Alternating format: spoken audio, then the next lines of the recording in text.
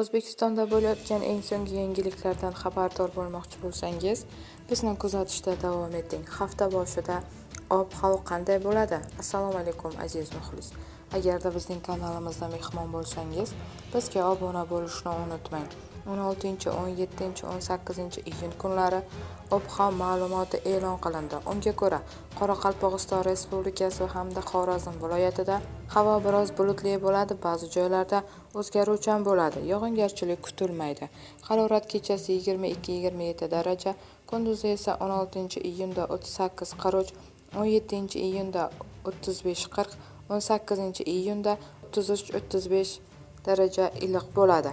Buxoro va Navoiy viloyatida havo biroz bulutli bo'ladi, ba'zi joylarda o'zgaruvchan bo'ladi. Yog'ingarchilik kutilmaydi. Harorat kechasi 22-27 daraja, kunduzi esa 39-44 daraja iliq bo'ladi. Toshkent, Sirdaryo va Jizzax viloyatlarida havo biroz bulutli bo'ladi, ba'zi joylarda o'zgaruvchan bo'ladi. Yog'ingarchilik kutilmaydi. Harorat kechasi 22-27, kunduzi 16-iyunda 35-40, 17-18-iyunda esa 35-40 daraja iliq bo'ladi. Qashqadaryo va Surxondaryo viloyatlarida havo biroz bulutli bo'ladi, ba'zi joylarda o'zgaruvchan bo'ladi.